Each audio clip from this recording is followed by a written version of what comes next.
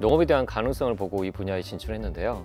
IT 갭에서 이 분야로 넘어왔을 때는 고민이 많았죠. 안 그래도 이제 아이들도 있고 처음부터 이렇게 스마트팜을 할 생각은 없었어요.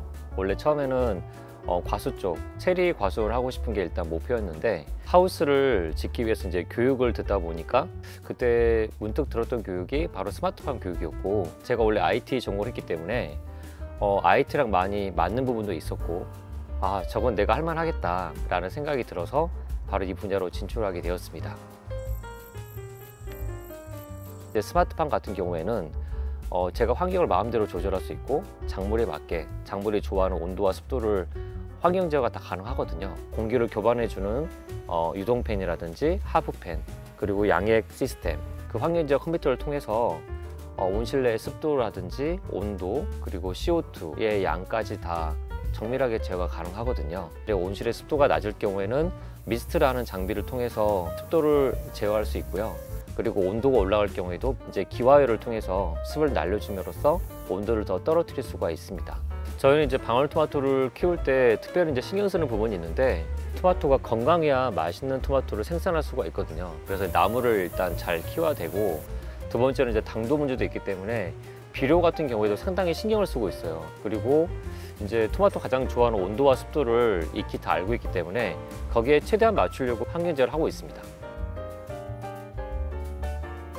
농장에 국한되어 있을 필요가 없다는 거죠. 가족들과 시간을 보낼 때도 여기 농장에 꼭 있을 필요가 없이 스마트폰이나 어떤 태블릿 PC를 통해서 상황 자체를 실시간으로 체크할 수 있다는 장점이 가장 큰 것 같고요. 토마토 농사를 지은 거는 약 2년 약간 넘었거든요. 하지만 수확량이나 수익적인 면에서 농업 자체를 한 10년, 20년 하신 분들과 좀 대등할 수 있도록 좀 다가갈 수 있던 이유 중에 하나가 바로 그 스마트팜이라고 생각을 합니다. 여기 이제 수많은 지금 토마토가 심겨져 있는데, 이 토마토 나무들이 실시간으로 이제 해가 떴을 때 이제 물을 먹고 증산을 통해서 이제 광합성을 하게 될 텐데, 그 증산이라는 양 자체를 대지 무게를 통해서 얘가 실제로 물을 얼마나 먹는지, 그리고 뿌리의 활력은 좋은지 안 좋은지, 그리고 언제 물을 주고 언제 물을 주지 말아야 되는지를 실시간으로 다 판단할 수가 있습니다. 컴퓨터가 스스로 알아서 온도가 높으면 스스로 천창을 열고, 온도가 낮으면 스스로 천창을 닫고, 그런 모든 것들이 일단 자동화되어 있다고 보시면 됩니다. 맛있는 토마토를 생산하는 거예요. 맛있는 토마토를 생산하기 위해서는 그 맛있는 토마토를 생산하는 품종이 있어야겠죠. 그 품종 선택을 잘 해야 되는 거고, 또 이제 그 토마토 품종이라는 그 나무 자체가 어떤 환경을 좋아하는지, 그리고 어떤 환경에서 가장 맛있는 토마토를 생산해내는지, 그를 정밀하게 일단 공부하고 연구하는 중이거든요. 이제 농업에서 가장 힘든 게 뭐냐면 인력의 문제라고 보시면 될 것 같아요. 실제로 수확하는 건 사람이 직접 해야 되는 거거든요. 그런 부분들도 스마트팜에 걸맞게 자동화가 이루어진다고 생각을 합니다. 그래서 지금 시도하고 있는 거는 작물 보호제를 살포하는 장비부터 지금 자동화가 점차 이루어지고 있고요. 토마토를 수확하는 장비까지 자동화가 연구가 이루어지고 있습니다. 이런 모든 것들을 다 통틀어서 팜테크라고 말을 하는데, 그런 것들이 이제 우리 농장에 적용하는 게 일단 목표거든요. 향후 한 5년 안에 이런 장비들이 이제 도입을 하려고 노력을 하고 있습니다.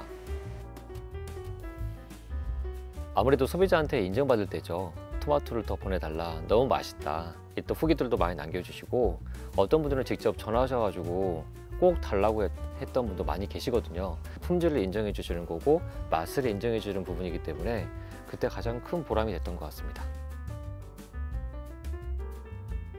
제가 바라보는 농업의 미래는 이제 규모화된 농가들이 많이 등장할 거라 보고 있고요. 그렇게 되면 이제 많은 농산물이 생산이 될 거고, 그걸 국내뿐만 아니라 이제 수출로서도 큰 활약을 할 거라 보고 있습니다. 실제로 이제 수확을 할 때 수출하는 토마토의 색깔과 국내에서 판매되는 토마토 색깔은 분명히 다를 겁니다. 그래서 거기에 대한 이제 균열화가 이루어져야 되는데, 그런 균열화가 되는 것도 일단 수확의 자동화라는 그런 프로세스를 통해서 이루어질 거거든요. 그럼 결국 우리나라 환경제를 통해서 이제 품질의 균열화가 이루어질 것이고, 그게 이제 수출할 때 가장 큰 장점이 될 겁니다. 왜냐하면 품질이 균열한 토마토가 해외 시장으로 나갈 수 있기 때문에 그만큼 큰 장점이 되거든요. 아마 그런 식으로 흘러가지 않을까라고 생각을 하고 있습니다.